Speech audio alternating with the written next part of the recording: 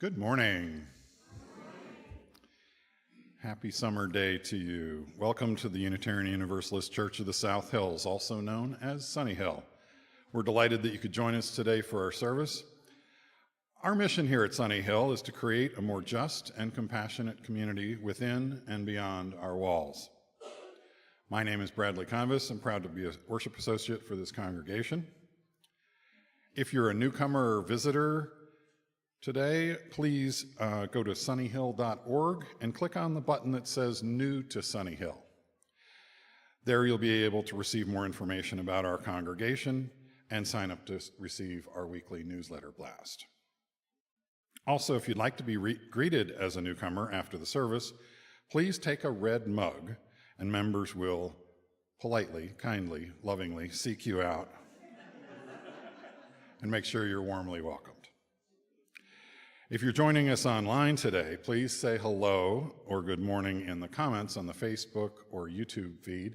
That way we can greet you appropriately. We'd love to hear from you and extend a welcome. For all those who are here in person, a gentle reminder, please silence your noise-making devices and cell phones and such so that we can enjoy this service uninterrupted by buzzing or ringing. Today's service is entitled Trusting the Call. In our current era, it's easy to lose our way in the sometimes overwhelming and painful chaos and confusion in our world. It's important in times like these to remember what we are called to do and the place where the world's needs and our passions intersect. Our opening words today were written by Sue McGinn.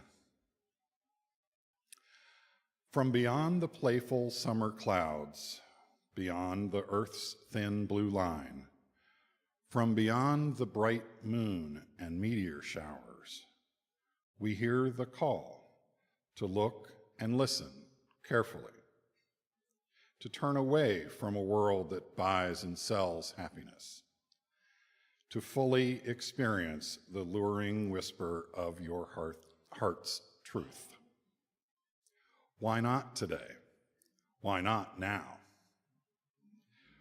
We are here and together at home in this place of transformation, home in this ever-changing breath and body, home in this dewy morning even as it reaches toward a hot high noon. We hear the call from far beyond and deep within. We do not hear it alone. Come, let us worship together. Please join me in saying the words to light our chalice. We light our chalice to remind us of the world, the heat of a life-changing transformation, and the glow of beloved community.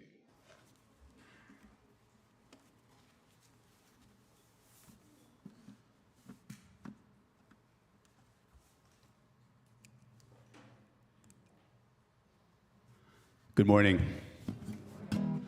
Please rise, embody your spirit, and join me in singing I've Got Peace Like a River.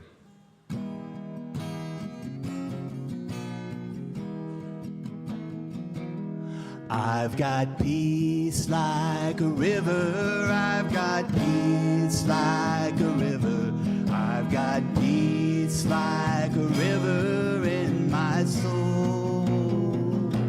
I've got peace like a river, I've got peace like a river, I've got peace like a river in my soul.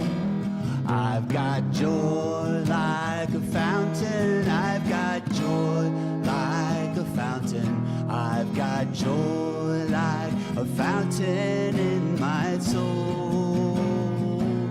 I've got joy like a fountain, I've got joy like a fountain, I've got joy like a fountain in my soul. I've got love like an ocean, I've got love like an ocean, I've got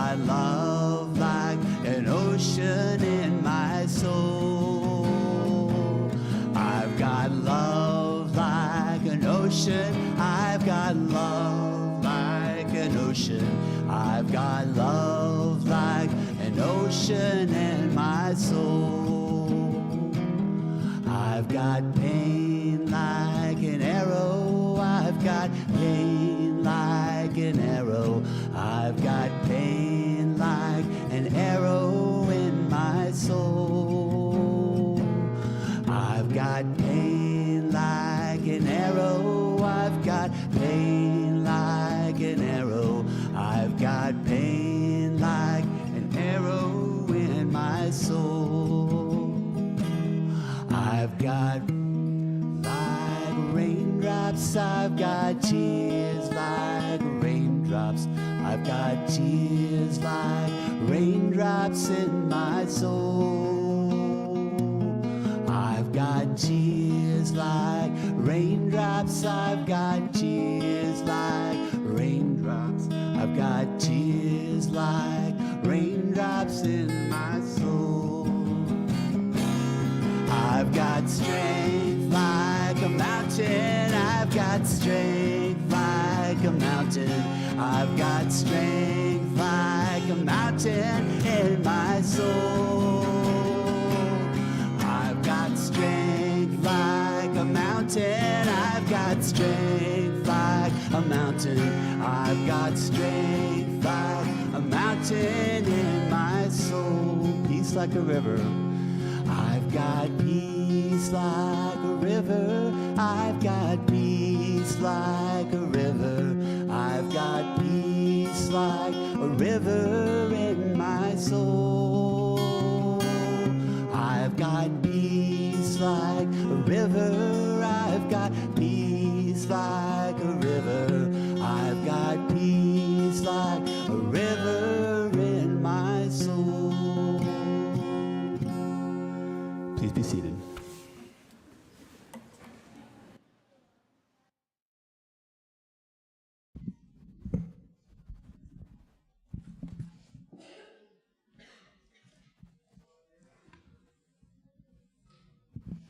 Good morning, friends. If there are any children present that want to come up for our time for all ages, we're going to come over to this side of the stage today.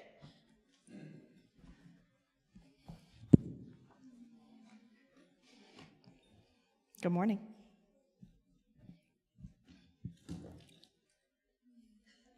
Good morning, friends. Hey, y'all came up today. Good job. You can sit right there, Cross. Is that good? Perfect. All right, this story this morning is called The Turtle and the Voice of God.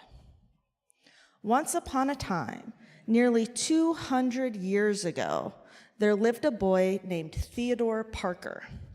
He lived on a farm in the state of Massachusetts with his mother and father and 10 older brothers and sisters. In the summer of 1814, when Theodore was almost, but not quite 4 years old, he was finally old enough to go with his father for walks around their farm. Theodore proudly walked next to his father, taking extra long strides to keep up. They walked by the chicken coop where the black and white speckled hens scratched all day in the dirt with their strong toes, and the rooster would cry. What does a rooster say? Any ideas? Cock-a-doodle-doo. Perfect. What a great rooster. Cock-a-doodle-doo. When he saw Theodore and his father go by. They walked by the barn where the cows lived, and the calves would stop eating to stare at them with big brown eyes. They walked by the pond where the dragonflies darted, and the frogs would leap, kerplunk, kersplash, into the water. They walked by the fields where the corn grew tall, and the wind fluttered the tassels of corn silk way up high. They walked by the pasture where the sheep graze, and the ewes would call out, "Bah, bah," as Theodore and his father went by. They walked all the way around the farm every day, with Theodore walking a little farther and a little faster every day. Now one day, Theodore's father stopped to look at one of the sheep, and he kept looking for a very long time. Theodore was bored, so Theodore put stones into little piles, but when he was done, his father was still looking at the sheep. Then Theodore was very bored, so he climbed on a rock and jumped off of it, and he did it over and over again. But when he was done, his father was still looking at that sheep. So now Theodore was very, very bored. He picked up a stick and drew lines in the dirt, but when he was done, his father was looking at different sheep. Father, Theodore asked, "May I please go home?" His father looked at him and looked at him some more. Theodore tried to stand up really tall because he was almost, even if not quite, 4 years old. "It's a long way back to the house," his father told him. "I won't get tired," Theodore promised. "It's a crooked path in some places," his father warned. "I know the way," Theodore said, standing up even taller. "Well then," his father replied, smiling a little more, "off you go." So Theodore went walking with a stick in his hand. He walked by the pasture where the sheep were grazing. The lambs called out, "Bah, bah," as Theodore went by. He walked by the fields where the corn grew tall and the wind fluttered the tassels of corn silk way up high. He walked by the pond where the dragonflies darted and the frogs went leaping kerplunk, kersplash into the water. But then Theodore stopped and turned around and went back. He had seen something different today. There, on the rock at the edge of the pond, lay a little striped turtle, enjoying the sunshine and the fine summer day. Theodore crept closer and closer with his stick lifted up high in his hand. He had seen other boys hit animals, squirrels and lizards and birds. Theodore had always been a little too slow or a little too little to hit anything, but this turtle was too slow to get away. Theodore lifted his stick as high as he could, and he started to swing, just like that. "It's wrong," boomed a voice, strong and clear, and Theodore stopped, frozen, with his stick still up in the air. "Wrong," said the voice one more time. Theodore looked all around. It wasn't his father's voice. It wasn't his mother's. It wasn't any of his 10 older brothers or sisters. It wasn't the voice of a neighbor or even a friend. There was no one else around. Theodore dropped the stick. The turtle crawled into the pond with a kerploosh and a ripple, and Theodore started to run. He ran past the barn where the cows lived, and all the calves stopped eating and stared at him with their big brown eyes. He ran past the chicken coop where the rooster crowed every morning. Do you remember what he said? Cock-a-doodle-doo. Good job. And all the black and white speckled hens stopped scratching in the dirt to watch as he ran by. He ran all the way home. He ran straight into his mother's arms, and he told her about the sheep and the stick and the turtle, and then he told her about the voice he heard. Who was that? Theodore wanted to know. Some call it your conscience, his mother told him, but I call it the voice of God. It guides us through our lives and tells us right from wrong. If you listen and obey it, then it will speak clear and clear, like the tolling of a bell, no matter how old you are. Even when I'm 4? Theodore asked. His mother smiled.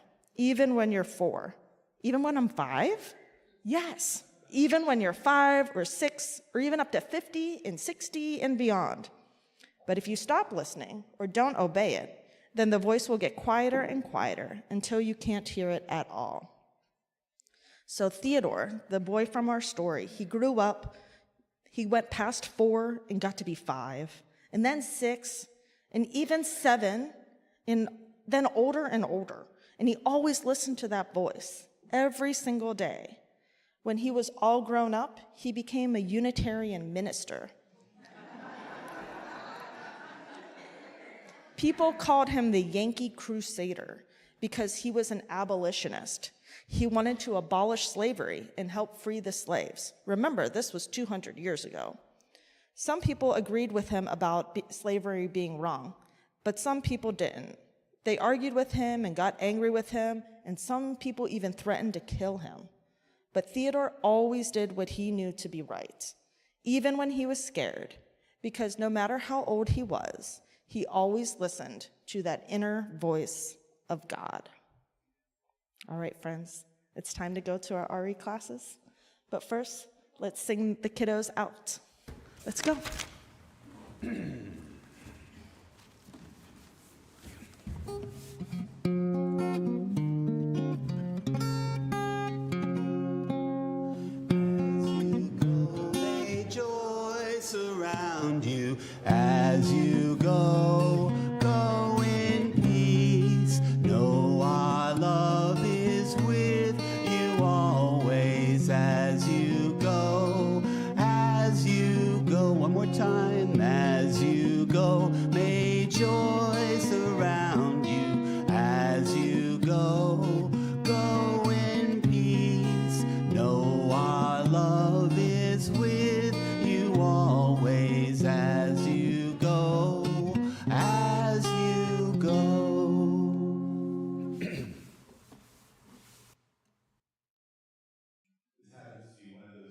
when both Mary Pratt, our music director, and Rini Monteverdi, our piano player, are gone. So it's the Jim McGaw show today.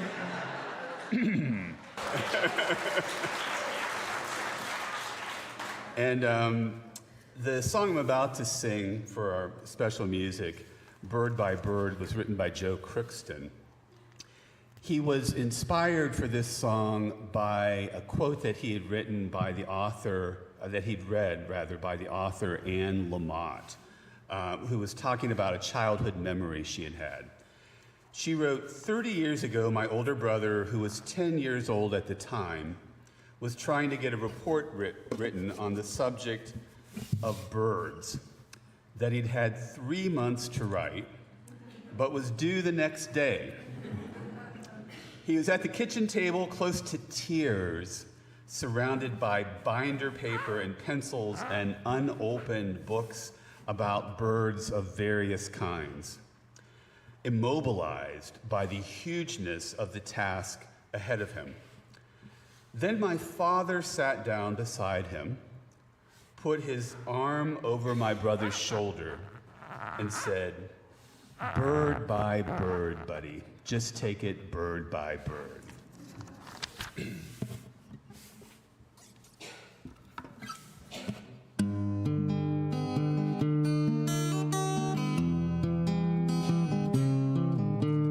Trouble isn't easy, trouble brings doubt. Fear comes in and then the joy goes out. How are we gonna make it? What are we gonna do? How are we gonna make it when trouble comes through? We'll take it bird by bird, a little at a time. Take it bird by bird and stone by stone, a little at a time. Take it stone by stone. Change isn't easy, change is hard. Fear comes in and it can tear you apart. How are we gonna make it?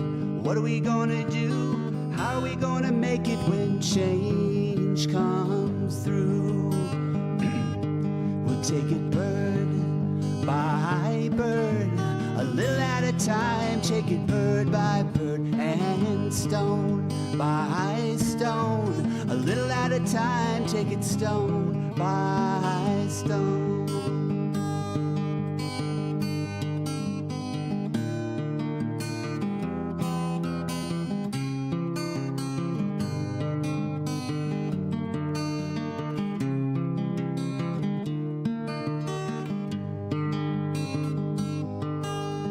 Dreams aren't easy, dreams get lost. Fear comes in and then the dream gets tossed.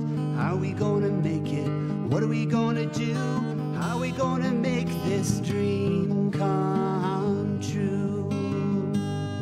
We'll take it bird by bird, a little at a time. Take it bird by bird and stone by stone, a little at a time. Take it stone by, a little at a time. Take it stone by stone.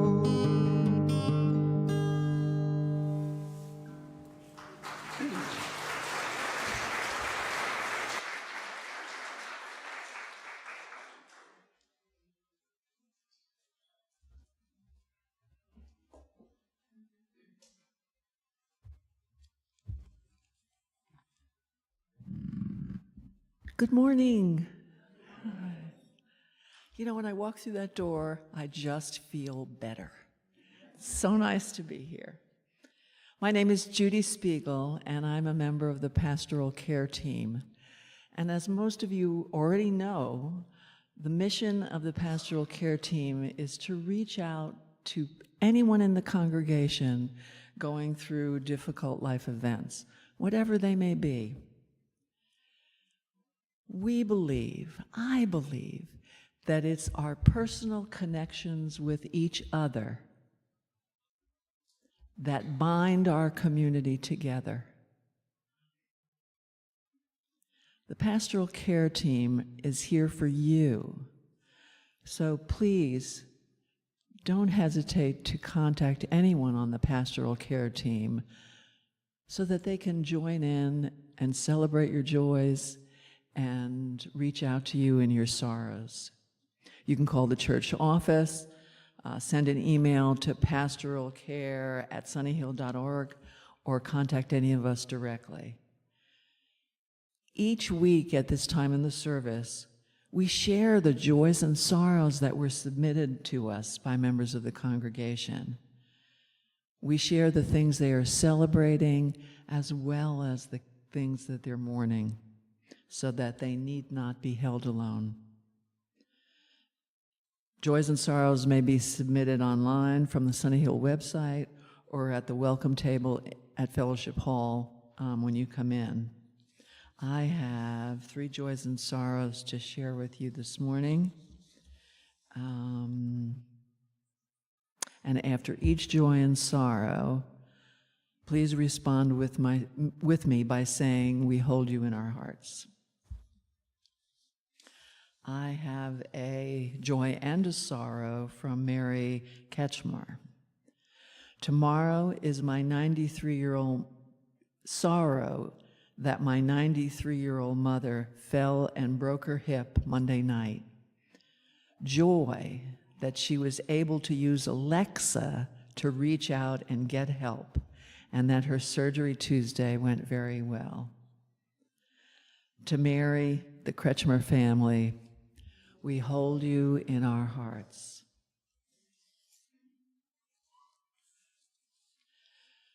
I have a sorrow from Barb Schrock.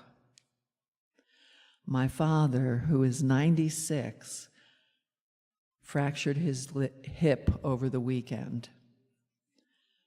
To Barbara, her father, and their entire family, we hold you in our hearts.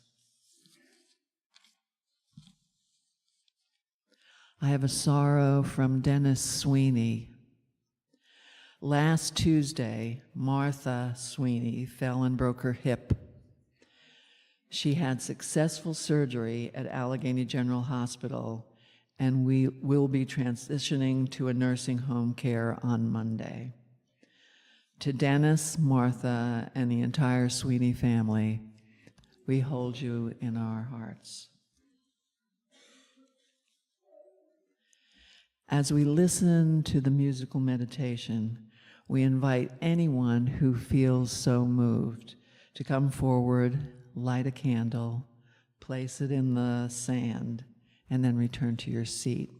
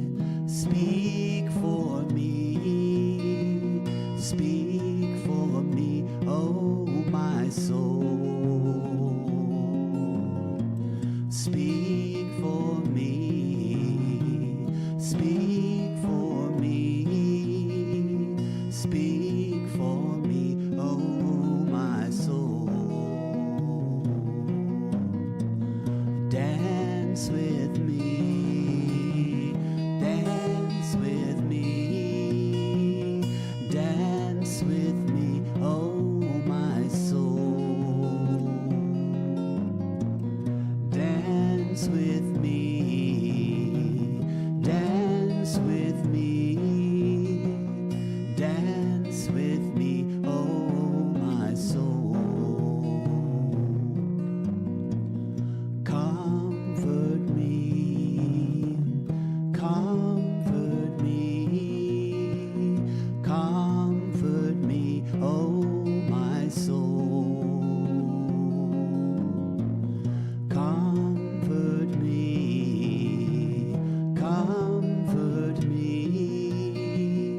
comfort me, oh my soul.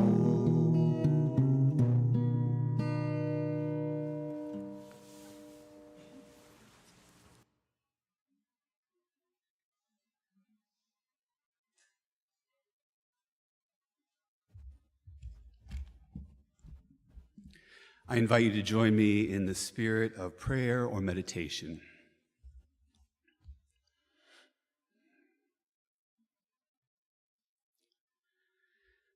We take this moment to remember why we are here, to comfort one another, to join our voices in song, to speak truths, even sometimes hard truths, to take part in the great dance of life.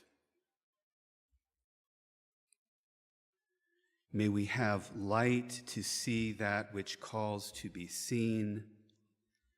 May we have stillness to hear that which calls to be heard. May we have clarity to know that which calls to be known. We pause now for a moment of shared silence.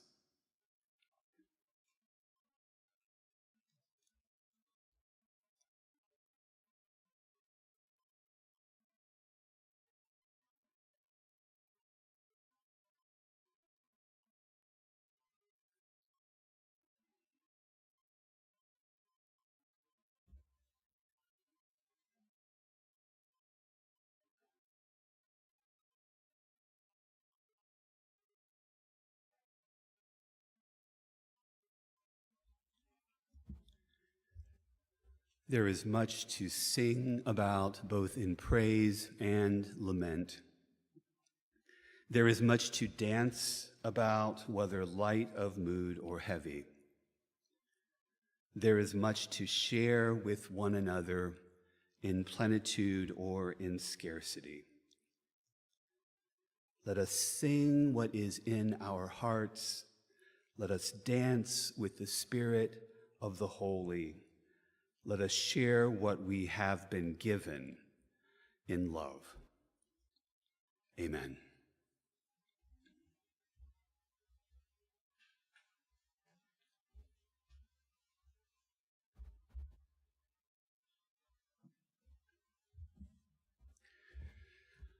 For the first 30 or 40 years of my life, I didn't really understand the idea of a calling, the idea of being called by something or someone to do a particular thing, to pursue some vocation or to make some big disruptive change in one's life in response to something that you perceive to be speaking to you.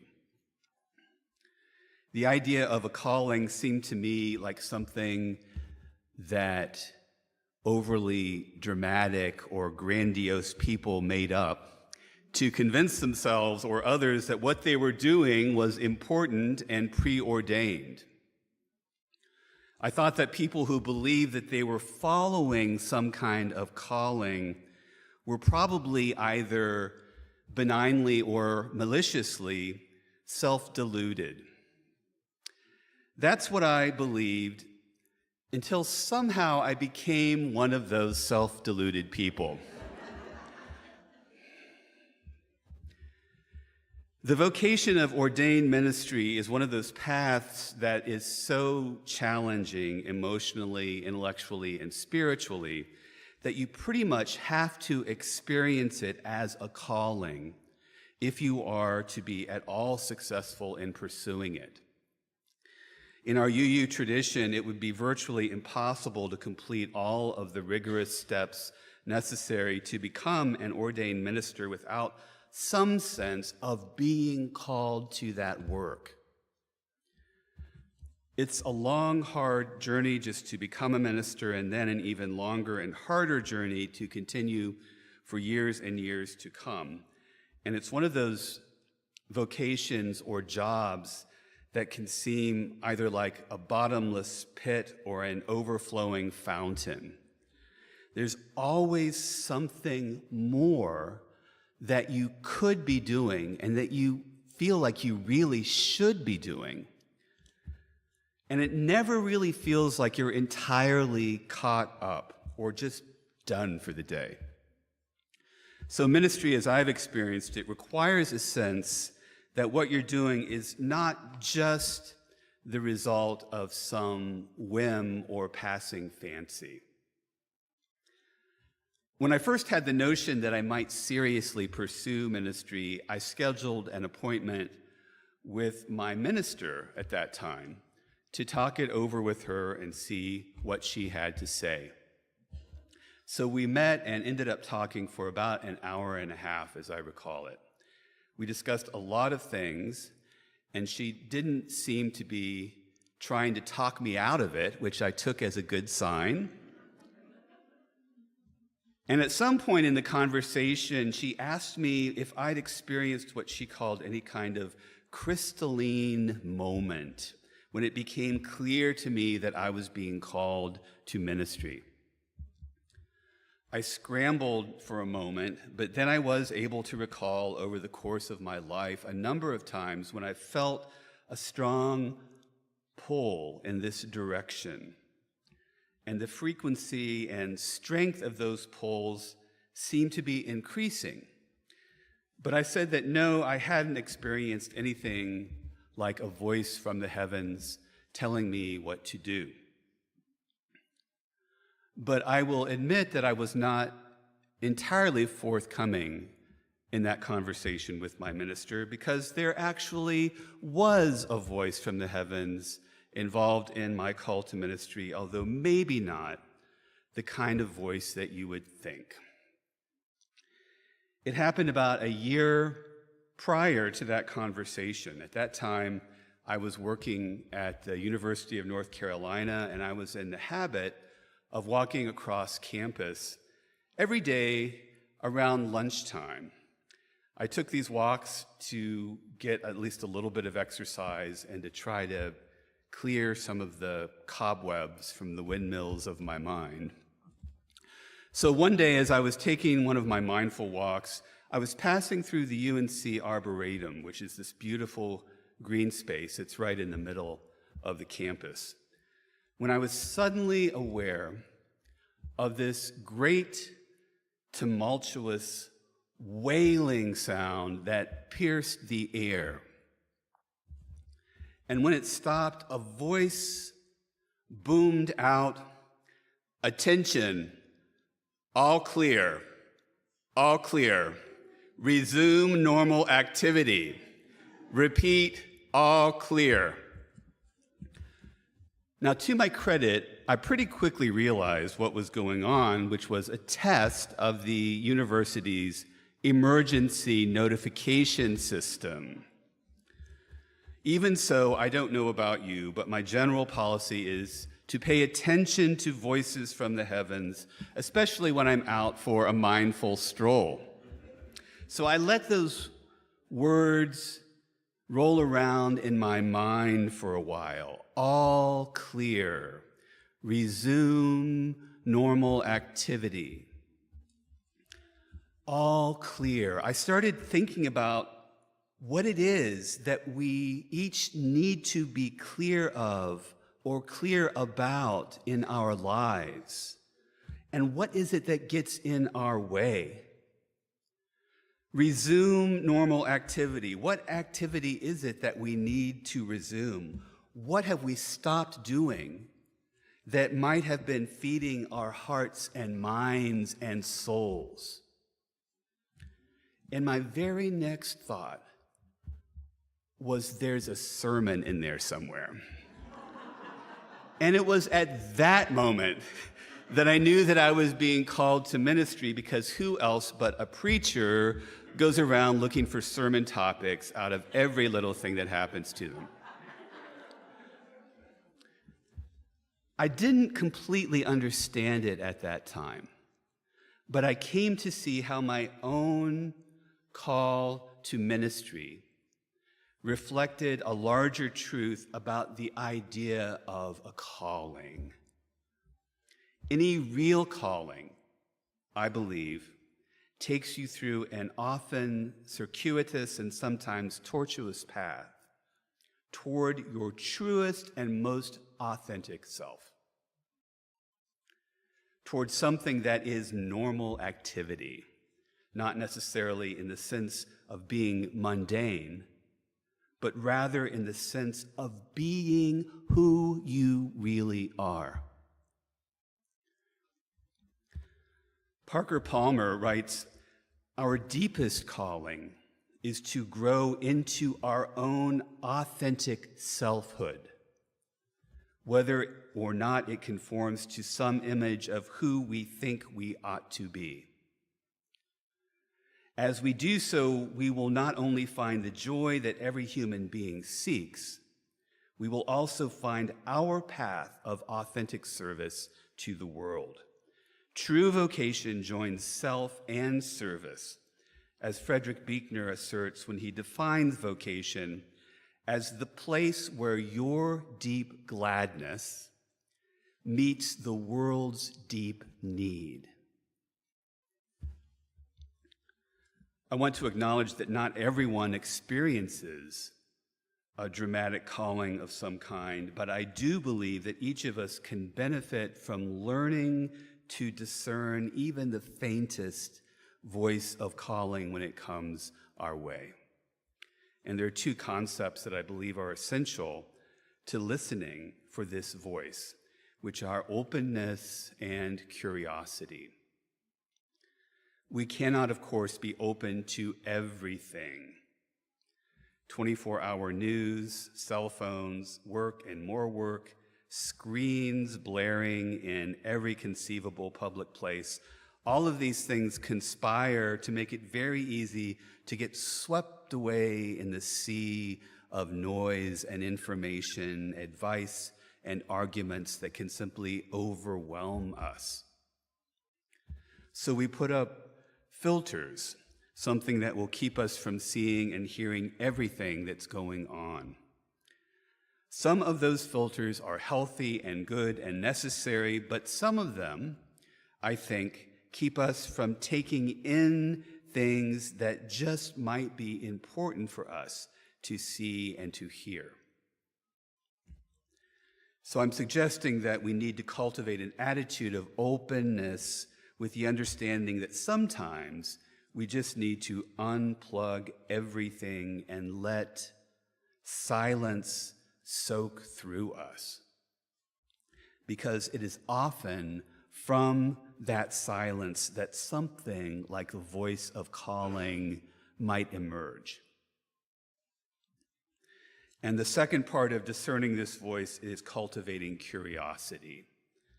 If we're open to what's happening around and within us, we will start to notice some things that might hold deep significance for us if we're able to get curious about them. Had I not gotten curious about that voice telling me to resume normal activity, I may not have gotten on the path where I now find myself. And what I'm talking about is not a curiosity that necessarily tries to fix or even fully understand things, but one that exists solely for the purposes of inquiry and exploration. It's what Einstein called a holy curiosity. Again, we cannot be curious about every single thing that we notice. That would just be way too tiring. But I do believe that getting curious about anything that has the potential to lead us to a place where we're better able to understand our role in the world and better know how to work for change in our lives and in the broader world is important. If you start looking at things in new ways, you're very likely to begin acting a bit differently too, and sometimes that is scary. But it's also the only way that anything worthwhile ever happens.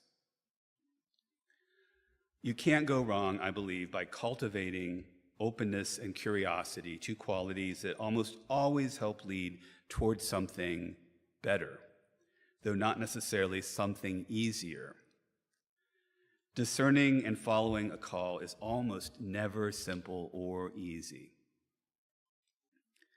Even harder is continuing to trust a call over years and decades, because trusting the call requires openness and curiosity, not just once, but again and again and again. It requires sometimes feeling completely lost and doubting whether you were ever on the right path in the first place. Trusting the call requires a willingness to start over, always knowing that there will be twists and turns and doubts and misgivings along the way. For me, ministry has been immensely challenging and immensely rewarding. This path has made me become brutally honest with myself about my various shortcomings and failures, as well as my skills and talents. It has made me face the fact that I will make mistakes and will disappoint people, not just sometimes, but frequently, as well as the fact that I will sometimes help people in ways that I could not possibly have imagined I was helping them. During the COVID shutdown a couple of years ago, it was difficult for me to trust the call when I found myself in this beautiful sanctuary, entirely by myself, trying to preach to a camera amid the sea of empty seats. And as a result of the various challenges of the last few years, I know quite a few ministers who retired or moved on to other professions because it was impossible for them to continue to discern and trust the call that had led them into ministry in the first place. But today, as I stand before you, I can honestly say that I have never been more certain about my call to ministry. And I have never been more grateful for the opportunity to do what I am doing, and for the many kindnesses and moments of grace that so many of you have extended to me as I do my best to live and learn on this path of ministry. In order to discern and trust whatever call might exist for us, we need to carve out moments when we can be open to and curious about whatever is before us. Poet Julia Fehrenbacher writes beautifully about such moments in a poem titled, "Hold Out Your Hand."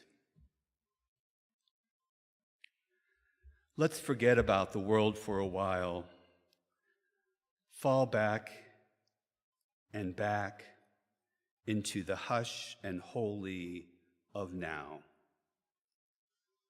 Are you listening?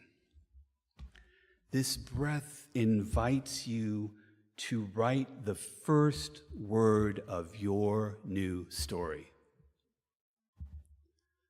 Your new story begins with this: you matter. You are needed. Empty and naked, willing to say yes and yes and yes. Do you see the sun shines day after day, whether you have faith or not? The sparrows continue to sing their song, even when you forget to sing yours. Stop asking, "Am I good enough?" Ask only, "Am I showing up with love?" Life is not a straight line, it's a downpour of gifts. Please hold out your hand. I hope and pray that we will continue to hold out our hands open to the gifts that are being showered upon us, and that we will commit to discerning and trusting the call to show up again and again with love. May it be so. Amen.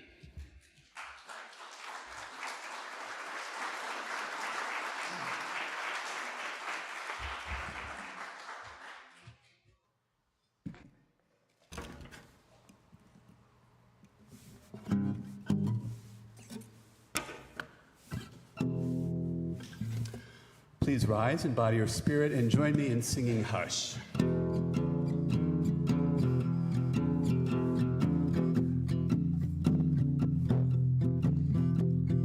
Hush, hush, somebody's calling my name. Hush, hush, somebody's calling my name. Hush, hush, somebody's calling my name. Oh my Lord, what shall I do? What shall I do? It sounds like freedom. Somebody's calling my name. It sounds like freedom. Somebody's calling my name. It sounds like freedom. Somebody's calling my name. Oh my Lord, what shall I do? What shall I do? It sounds like justice.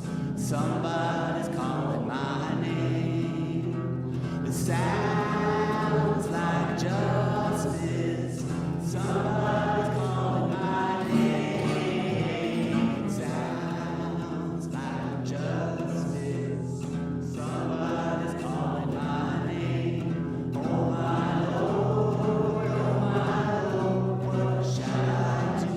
What shall I do? I'm so glad trouble don't last always. I'm so glad trouble don't last always. I'm so glad trouble don't last always. Oh my Lord, what shall I do? What shall I do? Hush, hush, hush. Somebody's calling my name. Hush, hush. Somebody's calling my name. Hush, hush. Somebody's calling my name. Oh my Lord, what shall I do? What shall I do? Please be seated.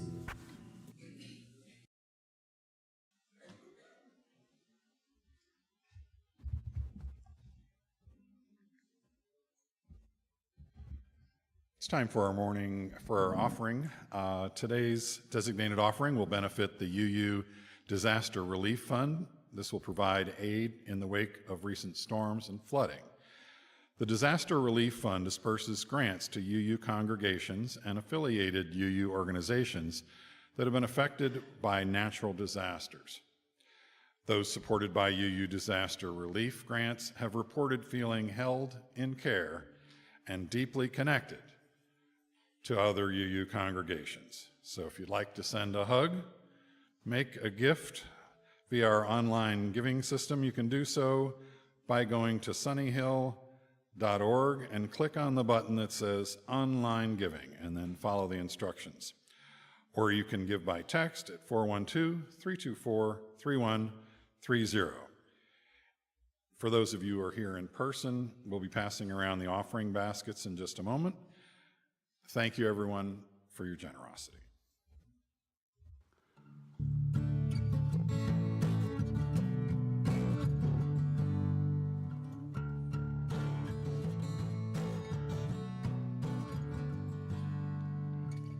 Sometimes I lay under the moon and I thank God that I'm breathing. Then I pray, don't take me soon, for I am here for a reason. Sometimes in my tears I drown, but I never let it get me down. So when negativity surrounds, I know someday it'll all turn around, because all my life I've been waiting for, I've been praying for the people to say that we don't want to fight no more. There'll be no more war, and the people will say, one day, one day, one day, one day, one day, one day. It's not about win or lose, 'cause we all lose when the souls of the innocent, blood-drenched pavement keep on moving though the waters stay raging. And in this life you may lose your way, your way. It might drive you crazy, but don't let it faze you, no way, no way. Sometimes in my tears I drown, but I never let it get me down. So when negativity surrounds, I know someday it'll all turn around, because all my life I've been waiting for, I've been praying for the people to say that we don't want to fight no more. There'll be no more war, and our children will play one day, one day, one day, one day, one day, one day. One day all this will change, treat people all the same. Stop with the violence, down with the hate. One day we'll all be free and proud to be under the same sun, singing songs of freedom like one day, one day, one day, one day. All my life I've been waiting for, I've been praying for the people to say that we don't want to fight no more. There'll be no more war, and our children will play one day, one day, one day. Sing it with me, one day, one day, one day again. One day, one day, one day. One more time, one day, one day, one day.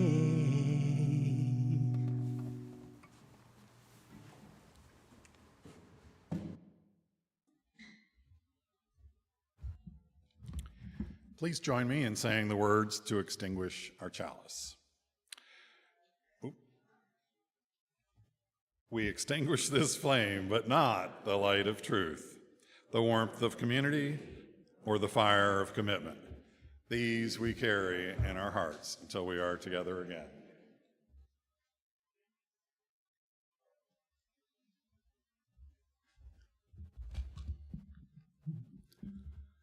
A couple of things I want to note before we leave for today. I want to thank Joe Barker for filling in for me in the pulpit last Sunday. I understand, did a terrific job, and it was great to have a Sunday off in the summer. Also, Josh Broaded, who did so last month. I'm grateful to have committed lay leaders here who can step in as needed. Also, I wanted to mention we're having a Sunnyhill 101 class today for anyone that's new to the congregation that wants to meet with me and our membership director, Bethany Thornton, to learn more about us. Try to find me or Bethany after the service. I'm not exactly sure where we'll be, but we'll be around. It's about maybe a 40 or 45-minute session, so it doesn't take too long. Also, next Sunday, we'll have our new member class called Starting Point, and that does require registering ahead of time with me or Bethany. Right now, we'll close with these words. It's a poem by William Stafford titled Being a Person. Be a person here. Stand by the river, invoke the owls, invoke winter, then spring. Let any season that wants to come here make its own call. After that sound goes away, wait.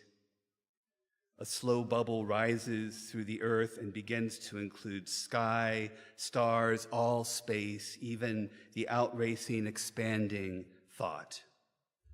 Come back and hear that little sound again. Suddenly, this dream you are having matches everyone's dream, and the result is this world. If a different call came, there wouldn't be any world, or you, or the river, or the owls calling. How you stand here is important. How you listen for the next things to happen.